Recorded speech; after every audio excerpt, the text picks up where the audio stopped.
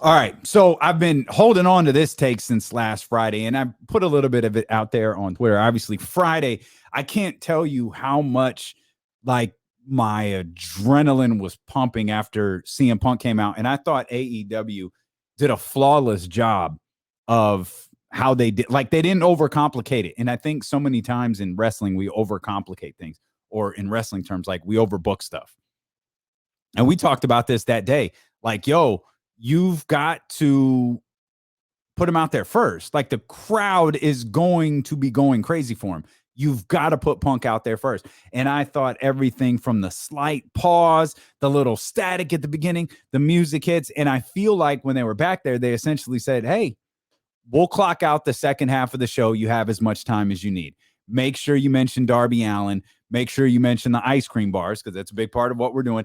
Everything else, it's all yours. I thought they handled that perfectly. And it really, again, it ignited this like excitement in me as a wrestling fan. And it led me into the weekend, because you didn't have to go to Sunday. You just had to go to the next night. You had to go to Saturday, where it was like, hey, all right, we got SummerSlam tonight. It's in Las Vegas. It's going to be the biggest crowd we've seen in a long time.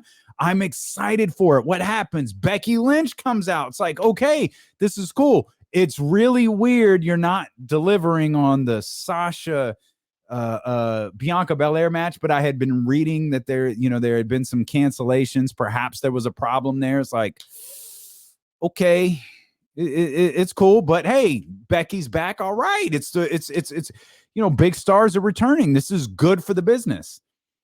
And then what Becky did to Bianca after all of that equity you put into Bianca Belair, for Becky to take away in 25 seconds. Wow. Okay. You killed my excitement for the rest of the show.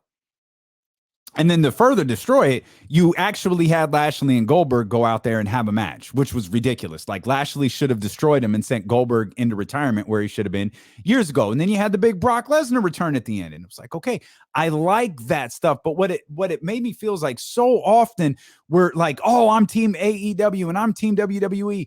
Well, it's like you're either a wrestling fan or you're not. Just like be a wrestling fan, because I think you'll enjoy it more without hating the other company, because both have so many different things to offer. And I think that's the important part of having a company that's competitive with WWE. WWE is always going to be number one. WWE's, no one's ever going to surpass them when it comes to money. Like they've got billion-dollar relationships with NBC. There's rumors they're being sold to Disney. Like they've got money on top of money on top of money. AEW is decades away from that, if they ever get there. Now they've got Khan money. They've got Tony Khan money, Shaq Khan money. That's not the same thing as AEW having money.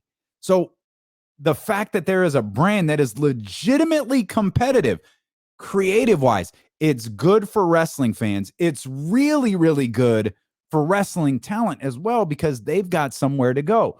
I know NWA is out there. They're trying to do some things. From what I understand, Impact still exists. I don't know where to find it. I don't know how to see it, but I hear that they're doing good things. Like New Japan, I guess, is a good alternative. I can't really get into it because of the language barrier. I'm big into storylines. I like watching wrestling for storylines. That's why I have the hang up with New Japan. But having options as a wrestling fan is a good thing. And right now, there are great options out there with AEW and with WWE.